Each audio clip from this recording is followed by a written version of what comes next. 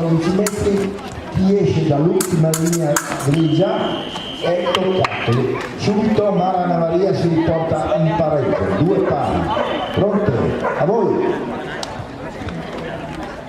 Ecco, vedete che si muovono sulla pedana. Ecco questa bellissima stoccata al polso portata da Mara, 3-2.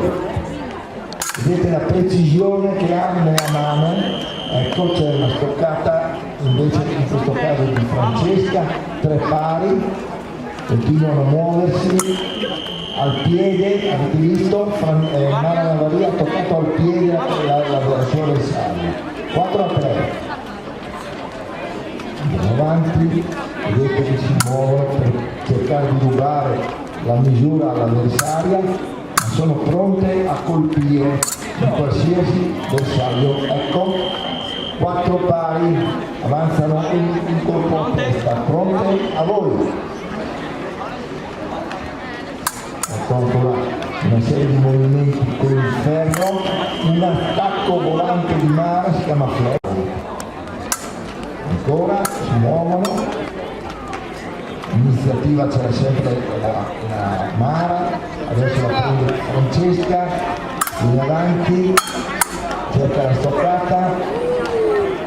Ecco il movimento sulle gambe tipico del scalista che entra e esce. Ecco, prese il ferro, colpo a fianco, 6-5 Navaria. Voi!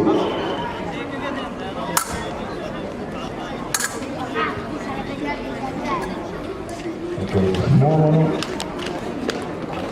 Ecco, pareggio, 6 pari. Pronte? A voi! Vedete l'eleganza, nella scherma la forza non serve, serve l'eleganza e la coordinazione tra gambe e braccia. Ecco l'attacco di Mara, 7-6, ci avviciniamo al 10, chi arriva prima al 10 ha vinto. Vediamo se si muovono, eccole, ecco, vedete la delicatezza del movimento, deve essere veloce alla fine. Partire lento, bravissima. Ho iniziato. Ma io ho appunto 12 anni e quando ho iniziato come tutti i ragazzi, una ragazzina normale, facevo scherma 2 volte alla settimana dopo i compiti, perché per i miei genitori era una prerogativa dopo i compiti, e facevo le prime garette e dal regionale al primo podio a Cividale, poi a Trieste, poi l'interregionale, e a 17 anni ho vinto la Coppa del Mondo. Complimenti. Sì.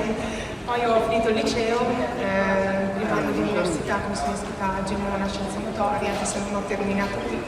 Ho vinto la seconda Coppa del Mondo Under 20, sono entrata nel gruppo sportivo dell'Esercito che mi accompagna dal 2005 e da lì poi è stato per me un trasferimento quando mio maestro Dario Codarina a San Giorgio Nogaro Genova, dove sono nata e cresciuta, è venuta a mancare. Io ho fatto un salto di qualità, diciamo, e mi sono trasferita a Roma, da Roma a Rapallo e da Rapallo a Udine.